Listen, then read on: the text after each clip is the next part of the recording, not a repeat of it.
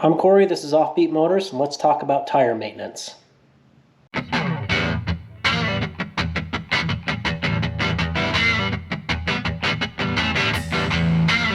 So yes, tires do need to be maintained. They're not cheap, and to me they're one of the most important things on a vehicle.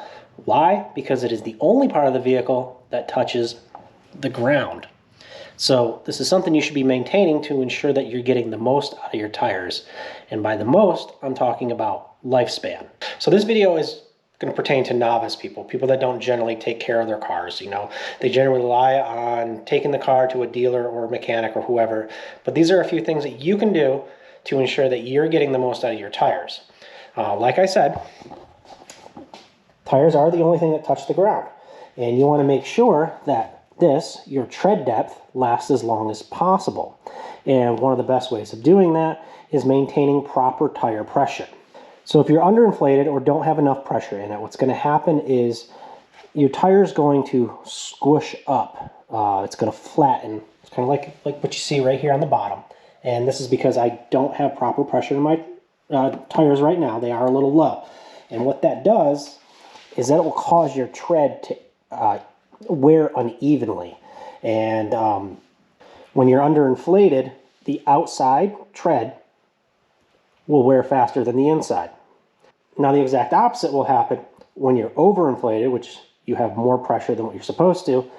Right here, you'll have uneven tire wear, but you'll be wearing in the center because it's going to be overinflated, and this is going to be kind of rounded more than it's supposed to. Tires are designed to have a contact patch, which goes from this inside tread to the outside tread, and it's making contact with the road for optimum grip.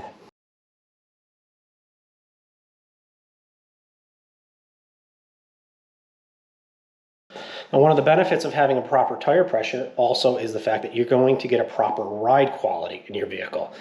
When they're overinflated, the car could become too bouncy or kind of a little harsh. When they're underinflated, it might feel a little floatier than normal. And like when you go around a corner, it'll kind of feel like it's about to slide and then it catches. It's because it's rolling on the sidewall, which is right here. So yeah, these sidewalls are actually designed to take some of the absorption away of the bumps.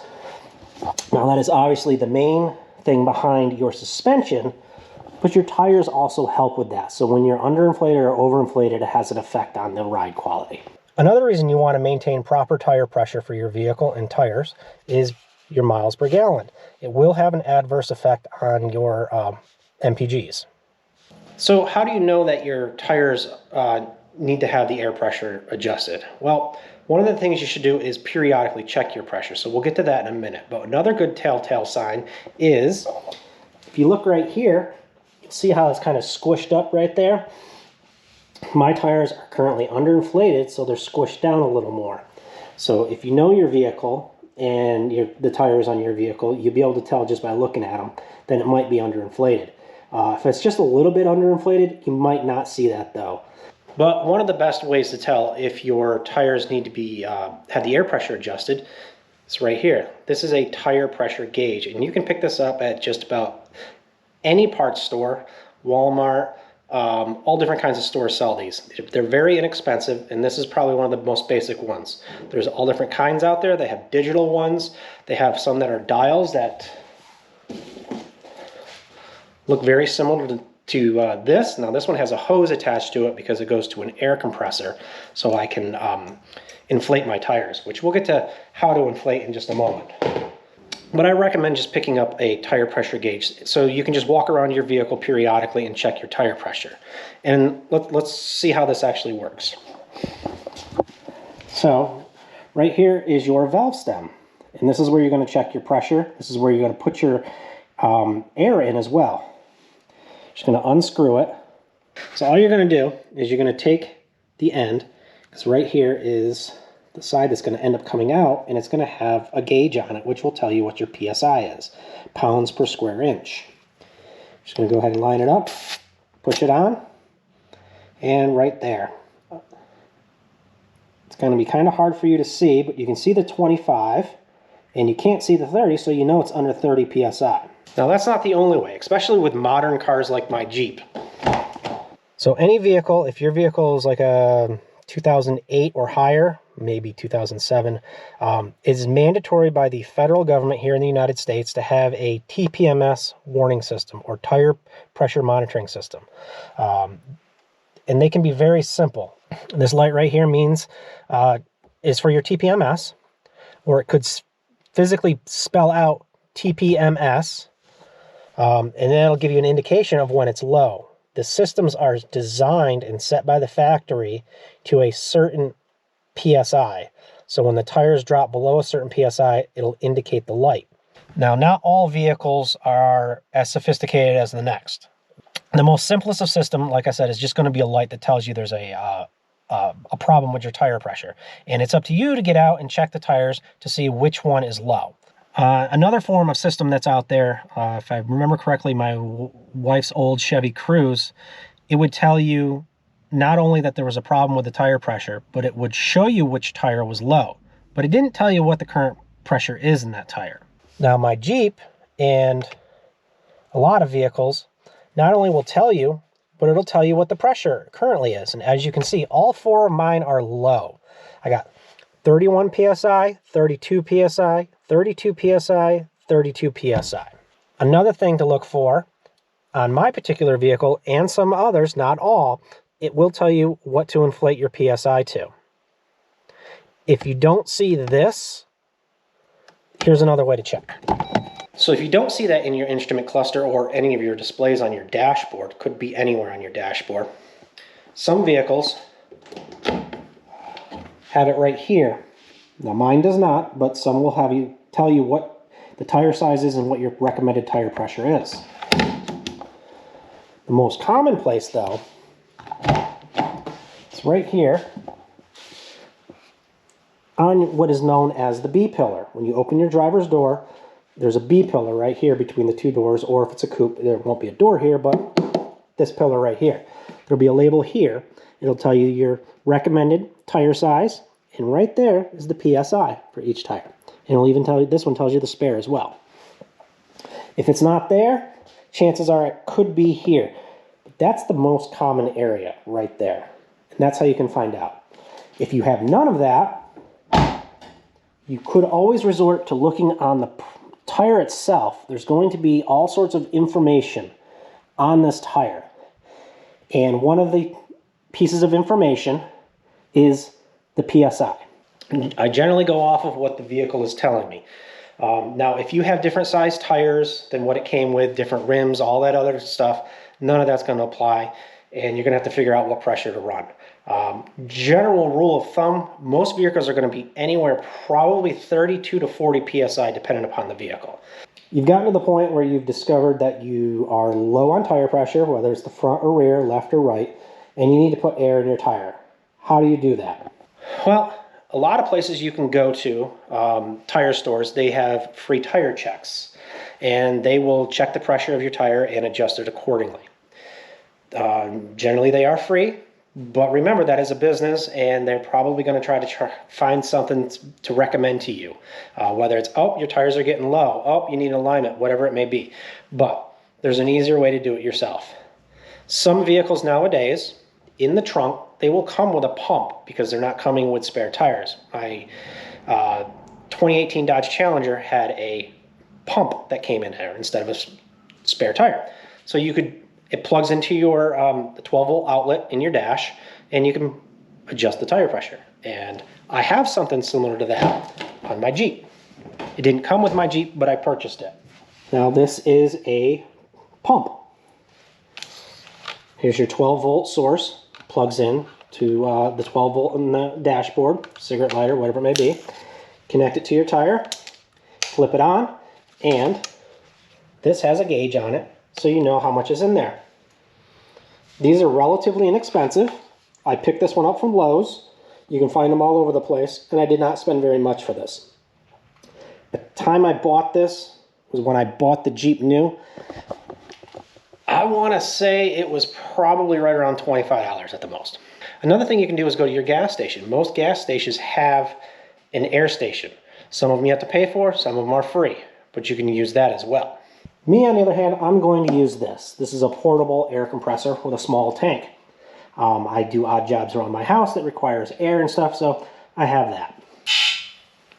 Okay, and there it is. Double check it.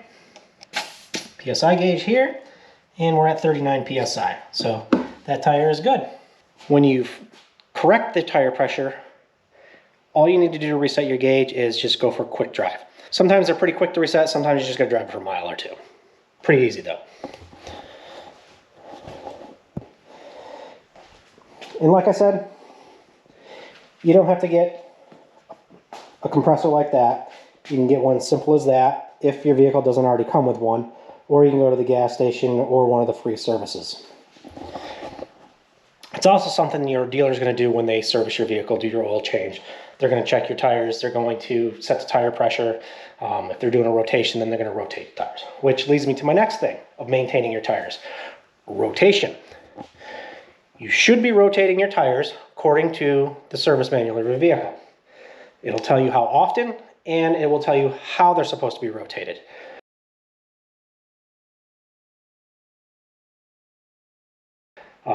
For instance, when you rotate the Jeep, it'll tell you what tires go from the left front and where to put it on the rear, and vice versa.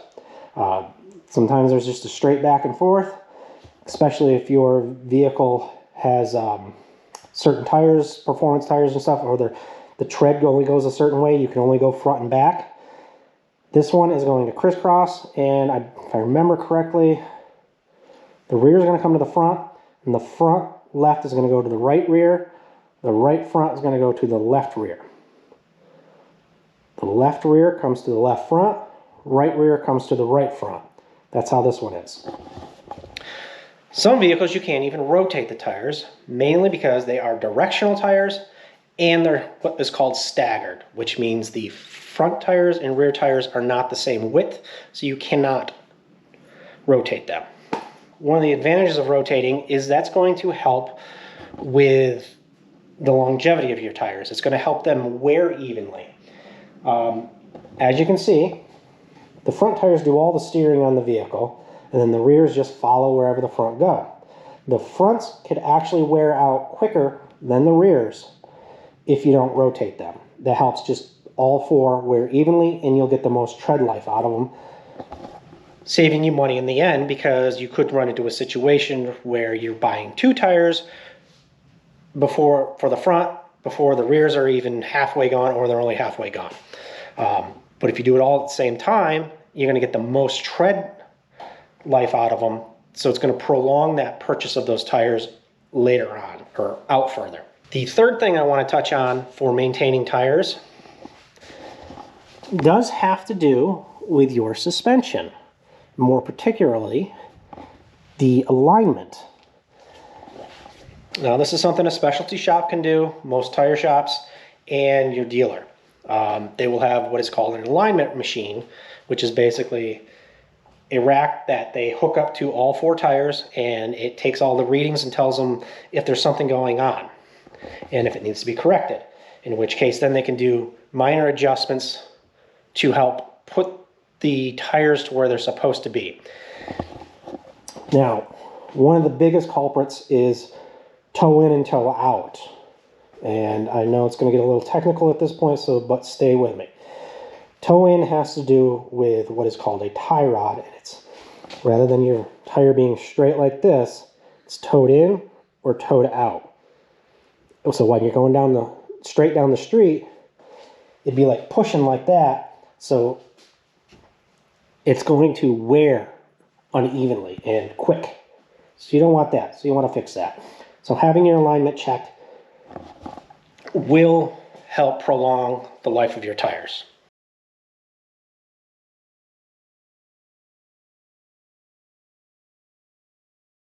When they're doing the alignment, they're also going to make sure that the suspension is nice and tight.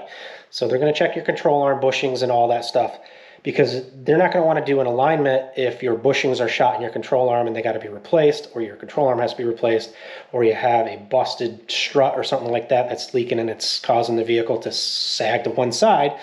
They're going to recommend you fix that before you do an alignment, and it's good that you do that anyways, Because if they do an alignment, it's still going to be a little sloppy and they may not be able to get it on the alignment dead on to where it's supposed to be. So those are the basic 3 things that you can do to maintain your tires. Maintain proper tire pressure, make sure that your tires are being rotated when they're supposed to, and make sure your alignment is good. If you follow those 3 things, you're going to prolong the life of your tires, you're going to get the most out of them, and you're going to save money in the long run over the life of your vehicle. It's not an instantaneous thing, but over the life of your vehicle, or however long you have it, 4 or 5 years, you're going to save money by not having to buy tires as often. Even if it saves you 1 set of tires, with the price of tires nowadays, that is pretty much worth maintaining your tires, if you ask me. So I hope you enjoyed the video, you got something out of it, and if you did, give it a thumbs up. Don't forget to comment, subscribe to the channel for more videos. We got some off-roading stuff that I want to be doing and whatnot. So yeah, stick around and catch you guys next time.